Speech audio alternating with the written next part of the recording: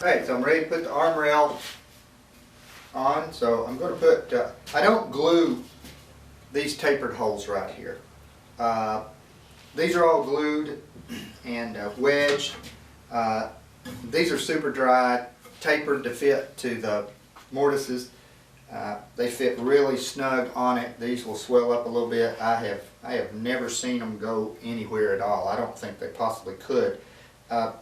And to me, all it would do would just be one big mess that I don't want to deal with, gluing that up. And it's not a great glue joint anyway, so you really want to rely on some other methods of holding it, such as this expansion of this spindle. That's what that thing is, a spindle inside the mortise. Hey, so listen, I'll get my glue over here, and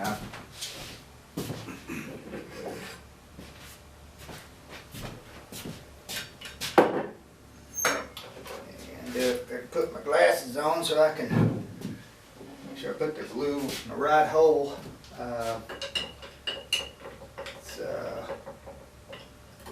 I usually put glue in mortises first, with the thinking that the tenon can swell a little bit with some moisture on it. I don't know if it's got enough time to do that or not, but the thing is, you got to put glue on one of them first. So why not put glue in the mortise first?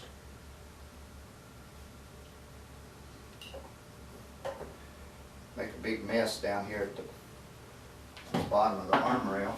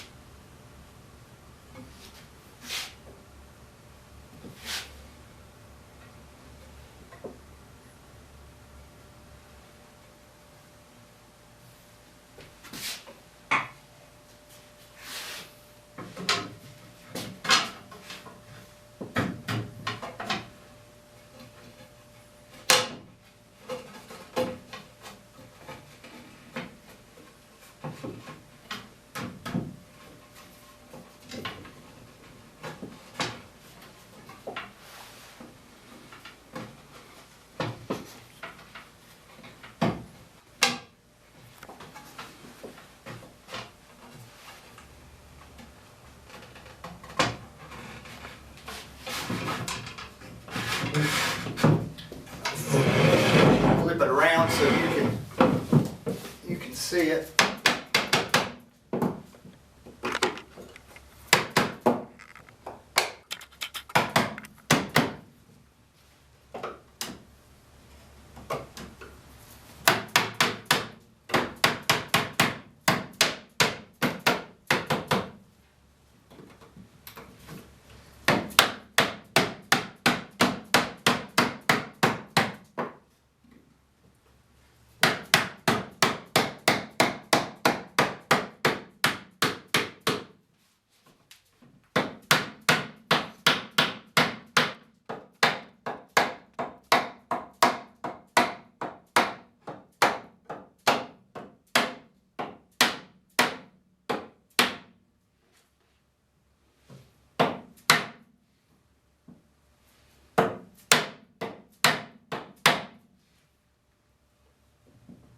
Okay, down to the mark. So we'll start putting some wedges in.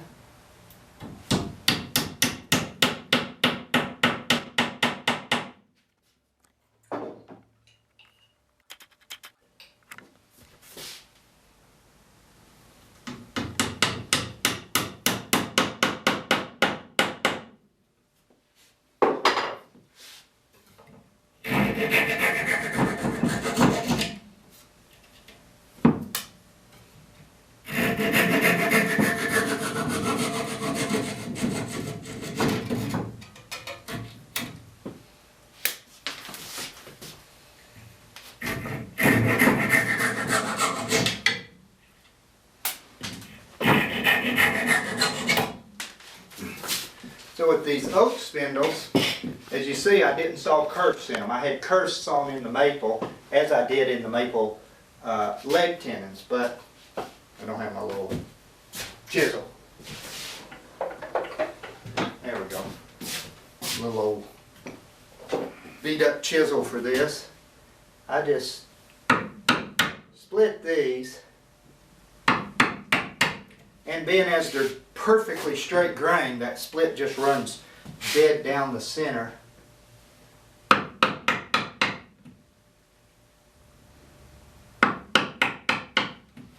Just one more of the many advantages to riving out your stock and following it with the draw knife. But these openings are really small.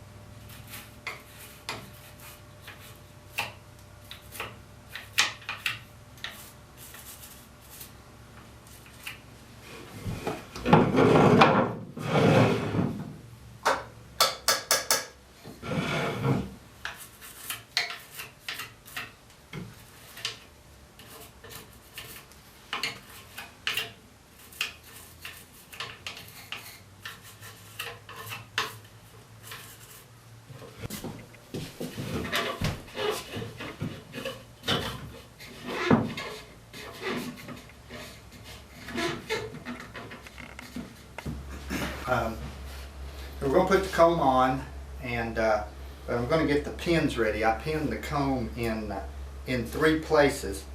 Pin it in the center spindle and the 2 outside spindles, just halfway up. And I use little square hickory pins that I've split out. So I keep these little dry blocks of hickory around, cut-offs, and then I can split them. You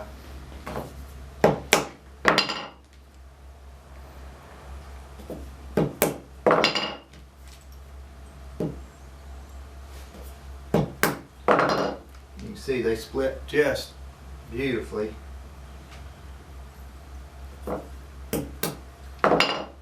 And then to size them exactly, these are 7/64, these pins are, and that's 7/64 bit.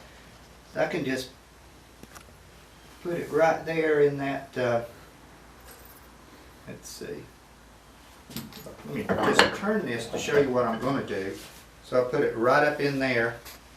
I put the bit right in front of it, and then I take the chisel, just lay it right on there and push it, flip it one time, and I've got pins that are the exact size of what I want.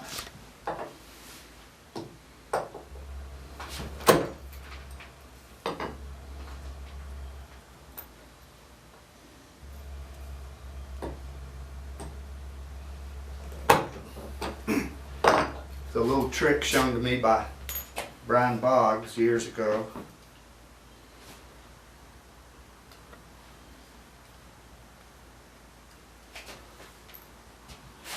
And there's one right there.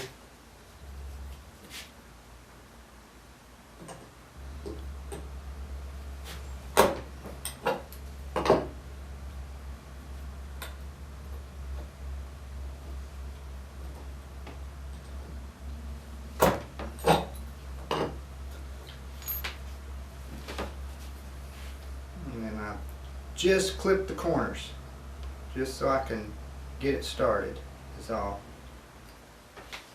And then I had one in there, well I had a couple, so we've got enough right there. And then I'll drill them with this little drill right here. Of course, you've already seen that I have a cordless drill, yes, and I could use the cordless drill right there, which might even be easier than using this, but then I wouldn't get to use this. Well, we're ready to glue the comb on. Now, as you saw when I did the dry run, it was a little tricky getting them all up into here because they're fairly tight joints. I mean, they're not as tight as the joints down in the undercarriage, but they're not sloppy either. The sloppier you make it, the easier it is to get this thing on. But so I'm going to put some glue in the holes. I'm not going to put glue on the tenons, just in the mortises, and then I'll drill the holes and peg them. So I think it's going to work better if I just set that comb right like that. And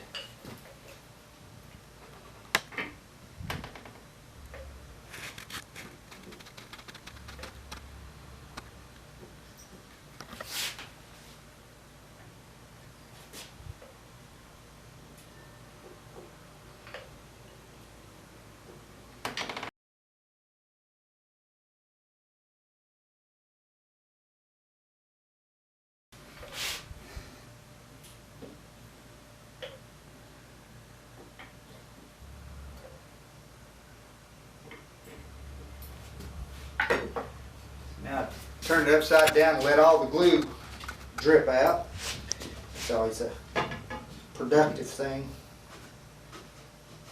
Get all over your fingers.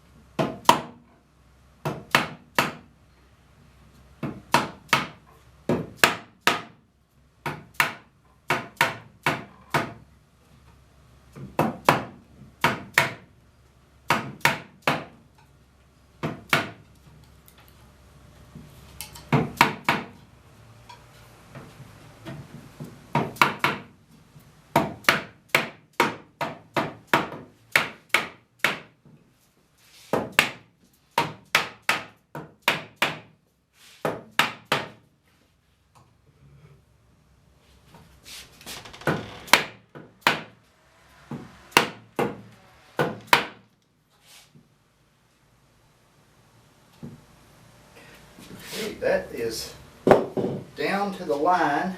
See if I got any glue mess.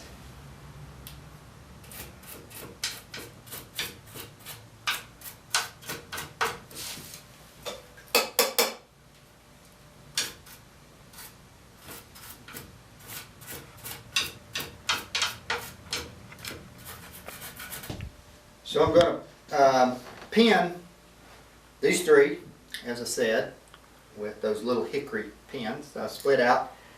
So I've got the hole laid out. The spindle's up in there 3/4, so I just come up 3/8, just halfway, and made a start with the scratch awl there, both of them. So now I'll drill it, and I've got a depth right there already set. I'm out of my blue tape, so I had to use some duct tape.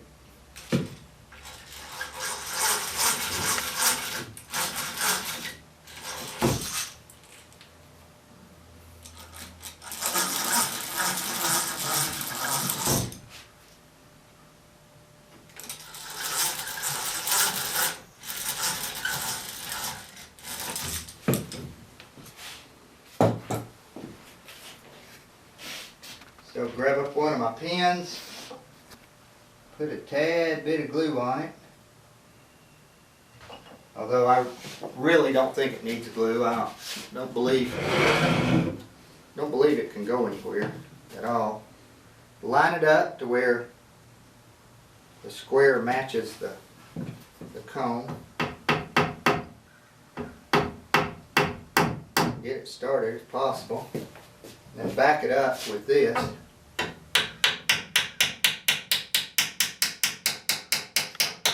There we go. Bottom out. Nice little square pins in round holes.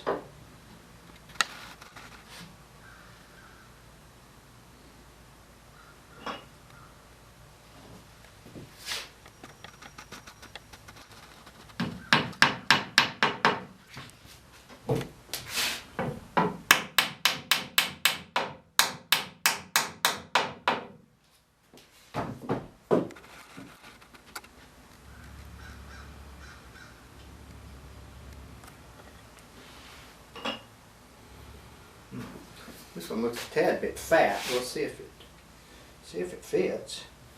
It's a little fat.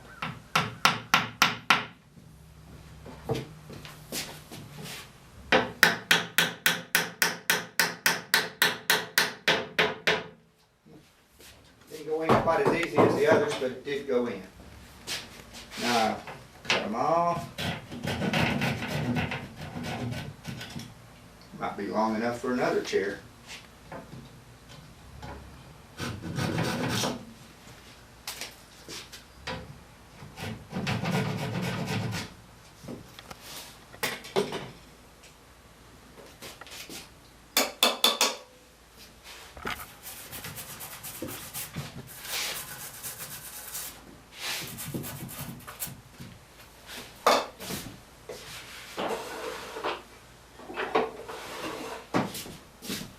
So I pair with this carving gouge with a 3 sweep to it, so the corners don't dig in.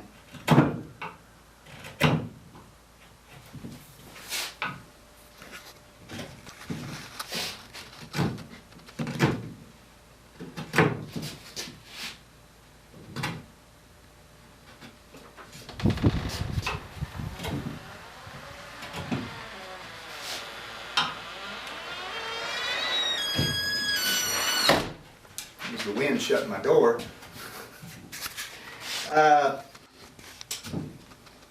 Okay, so we're looking good. Always great to get it glued up, not a problem. So next on the agenda is going to be to cut the ends off of the spindles there and pare all that down. Then I'll finish this off right here. This will be rounded here, and I'll make that a little nicer.